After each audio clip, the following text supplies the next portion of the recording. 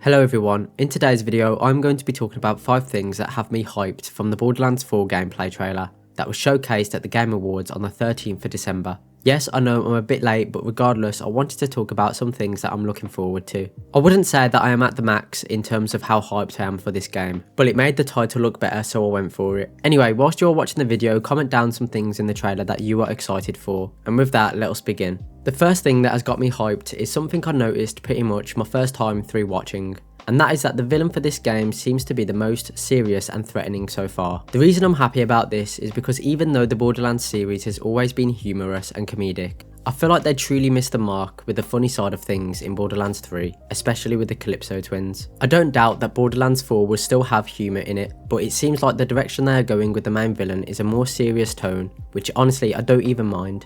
Although now that I think of it, maybe the villain will be funny without even trying to be. A threatening and more serious antagonist is a good thing, even for a series like Borderlands, because it can drive the story forward in a way that feels more impactful, which in turn may make the player even more invested into the narrative. I do understand though that for many they don't care about the narrative and they would much rather have good gameplay and endgame content, but a good story won't hurt the franchise, and it would be better for all 3 of these game elements to be really good rather than just 1 or 2. Another reason why this villain has really piqued my interest is because of how mysterious he looks. Throughout the trailer, we literally do not learn anything about him other than the fact that he's the leader of the Iridian looking faction, or at least he knows how to control them, and that his name is the Timekeeper. Then at the end of the trailer we can see that he can hover and even use some type of power that can charge up the vault or something to that extent. I tried zooming in on his face to try see if it is someone we know, but I'm pretty sure it isn't and it's just someone new. Anyway, I would say the design for the new villain looks quite good. It's definitely better than the Vault Hunters that we've got, that's for sure, and I'm just looking forward to finding out more. So this next one is pretty simple, and it is a quality of life addition that I didn't know I needed until I saw it in the trailer, and that is being able to drive from anywhere. Before I seen this in the trailer, I never actually thought about how much easier things would be if we could do it, and I think it's because I was so used to having to find a catch-a-ride station. I feel like this addition would have been a no-brainer for the game, because there have been rumours that the game is open world, which I believe to be true to an extent. Personally, I think we will still have the usual maps, but a select few of them will be quite large, maybe like the size of 2 or 3 Carnivora maps from Borderlands 3.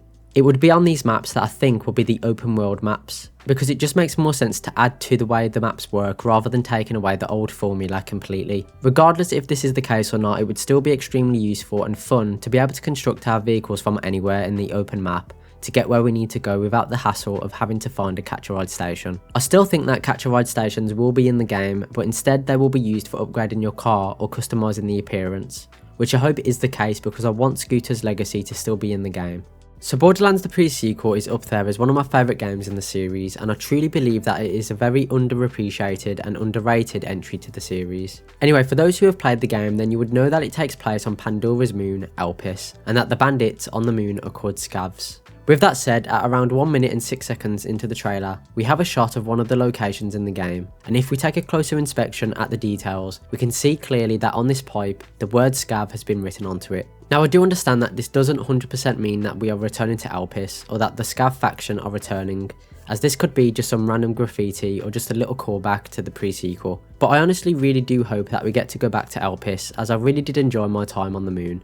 However, I do understand that if we was to go back to Elpis, then what about Oz kits? I don't think we would have Oz kits in the same way we had them in Borderlands the pre-sequel, in the way that we had an Oz kit item slot. Instead, I think if we go back to Elpis, we would just have a standard Oz kit and that's it. The only other thing I can think of is that maybe we don't go to Elpis, but the scavs somehow managed to make their way onto the new planet called Kairos, and that they have set up some scav bases onto the planet. Either way, I hope that they make a comeback, and I'm looking forward to seeing what happens with it. By far the biggest disappointment for me was the reveal of the playable Vault Hunters. For me, it was a big letdown as the majority of them look bland and lackluster. However, with that said, the Siren is the only one in my opinion that has a somewhat good design, and I'm actually really excited to play as her.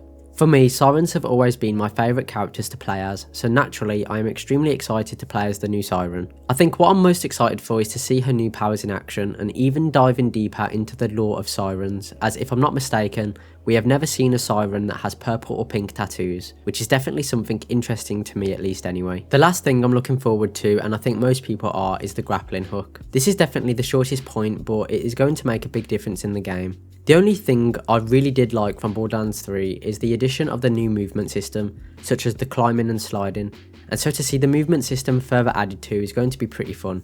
The one question is though, is that does each character have a grappling hook, or is it only the character seen using it in the trailer? Because if you do look carefully, it looks like that this is the big Vault Hunter that has a yellow robotic arm, so it may be an ability that is just for him. For me personally, I would love to see each character have one, as it would just make it the standard for grappling hooks to be in the game, and so everyone can take advantage of it. It would also be really cool if they add or return some more ways of movement, such as the jump pads from the pre-sequel, or maybe like a jetpack or even a double jump. There are so many different possibilities to see in the next Borderlands game, and I will admit I am getting a little excited to see how the next couple of months are going to play out. Also, one honourable mention is that the return of laser weapons coming back is a W for sure. Laser weapons was one of the best additions to Borderlands the pre-sequel, so I'm really glad to see them back. But let me know in the comments what you think. Thank you so much for watching, please consider leaving a like if you enjoyed, and I'll see you in the next video.